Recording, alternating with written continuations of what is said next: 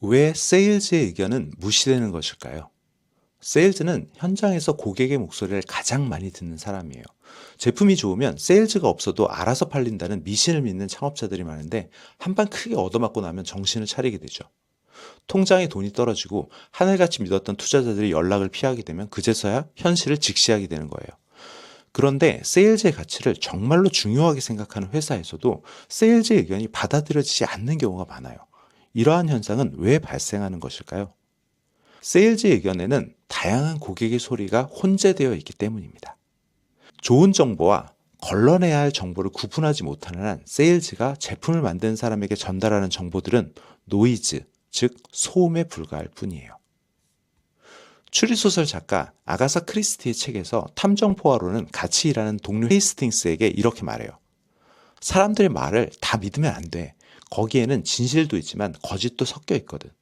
꼭 누군가를 속이고 싶어하는 마음 때문에 그러는 것도 아니야. 사람들은 자기가 본 것이 아니라 자기가 보았다고 생각하는 것을 말하기도 하거든.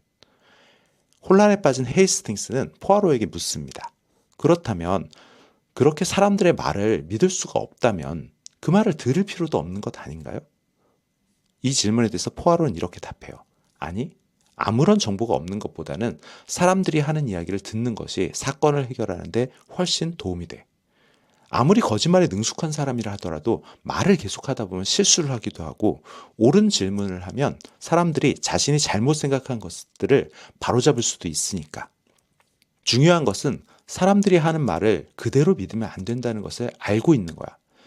그것을 알고 있으면 사람들이 하는 말의 의미를 찬찬히 되짚고 생각해 볼 수가 있지. 이렇게 조용한 방에 앉아서 내가 들은 내용들을 하나씩 되짚어 보면서 사건을 전체적으로 바라보면 돼. 누구에게나 있는 회색 뇌세포가 자신의 일을 하게 하면 되거든. 세일즈를 하는 팀원에게 가장 많이 하는 이야기 중에 하나는 문제를 해결할 방법을 생각하지 말고 고객이 어떤 불편을 겪고 있었는지를 있는 그대로 말해달라는 거예요. 날것의 이야기를 듣고 그것의 의미를 해석합니다. 여러 이야기 속에 숨어있는 진실을 파악하려고 하는 거예요. 어떠한 불편을 겪고 있는가? 그러한 불편이 발생한 원인은 무엇인가? 어떤 결과로 이어지는가? 그러한 불편 가운데 어떤 것부터 해결해야 할까? 조용한 곳에 앉아 자신이 들은 정보의 의미를 생각해 보는 게 필요해요. 머릿속에 고객이 우리 제품을 이용할 때의 상황을 그려봅니다. 이해가 되지 않을 때는 세일즈와 같이 직접 현장을 찾아가요. 가만히 관찰하는 경우도 있고 질문을 던지기도 합니다. 그렇게 얻은 단서들을 가지고 돌아와서 다시 생각을 해요. 이해가 될 때까지 생각하고 또 생각합니다. 그러다가 알게 되죠. 정말로 무슨 일이 벌어졌는지를. 정제되지 않은 정보는 노이즈일 뿐이에요. 정제되지 않았다고 해서 의미가 없는 것은 아니지만 그 정보를 해석하는 과정이 없다면 거대한 소음 덩어리일 뿐입니다. 물론 세일즈 가운데 고객의 불편을 듣는 것과 그 의미를 이해하고 해석해서 자신이 소화한 내용을 제품을 만드는 사람들에게 전달할 수 있는 역량을 가진 사람들도 있어요. 그러나 매우 적습니다. 극소수예요. 오히려 어정쩡한 해석은 날것의 정보를 오염시킬 뿐이에요. 고객이 한 말과 자신의 생각을 섞어버리면 해석하는 난이도만 올라가는 경우가 많아요. 그것보다는 고객이 자신에게 솔직한 마음을 털어놓게 하는 것이 제가 세일즈에게 바라는 부분이에요. 고객은 어지간해서는 불편을 이야기하지 않거든요. 그냥 떠나버릴 뿐이기 때문이죠. 결국 중요한 것은 연결이에요. 제품을 만드는 사람과 제품을 파는 사람 간에 연결을 할 수 있는 사람 혹은 프로세스가 필요해요. 이렇게 이야기하면 또 프로세스부터 만들려고 하는 회사가 많은데 다 쓸데없는 짓이에요. 일단 연결할 수 있는 사람이 먼저고 그 사람들이 하는 것들을 프로세스로 만드는 것이 그 다음에 할 일이기 때문이죠. 그렇다면 어떻게 연결을 강화할 수 있을 것인가? 여기에 대해서는 두 가지를 생각해 볼 수 있어요.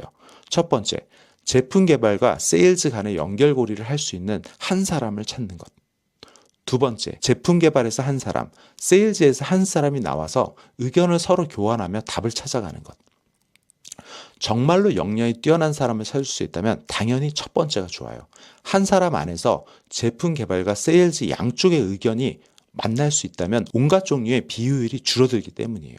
그러나 실제로 이러한 역량을 갖고 있는 사람을 찾는 것은 대단히 어렵습니다. 따라서 제가 생각하는 가장 현실적인 대안은 2번이에요. 제품을 만드는 사람 가운데 자신이 만든 제품이 어떻게 사용되는지에 관심을 갖는 사람을 찾고 반대로 제품을 파는 사람 가운데 자신이 파는 제품이 어떻게 개선되어야 하는지에 관심을 갖는 사람을 찾는 거예요.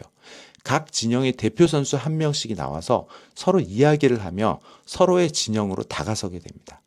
그리고 그렇게 해서 발견하고 정리한 내용을 가지고 각 진영에 있는 사람들 다 한 자리에 불러 모아서 고객에게 어떤 불편이 있고 그것을 어떻게 해결하고 싶은지를 논의하게 되는 거예요.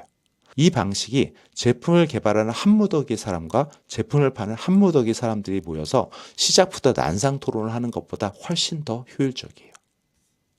세일즈의 의견이 제품 개발에 잘 받아들여지지 않는 것은 그것이 실제로 받아들여질 만한 이야기가 아닌 경우가 많기 때문이에요. 정말로 세일즈가 해결하고 싶다면 제품을 만드는 사람들을 유심히 바라보세요. 그 가운데 누가 이러한 이야기에 관심을 가진지를 찾고 적극적으로 다가서야 합니다. 왜 세일즈가 먼저 다가서야 하는가? 이렇게 물을 수도 있어요. 그러면 저는 언제나 똑같은 얘기를 합니다. 저는 제품을 개발하는 사람들한테도 가서 똑같이 이야기한다고요. 제대로 된 제품을 만들고 싶다면 제대로 팔 수 있는 사람들부터 먼저 찾으라고요. 문제를 풀고 싶다면 언제나 자신이 먼저 다가서야 됩니다. 예, 감사합니다. 오늘은 여기까지 하겠습니다.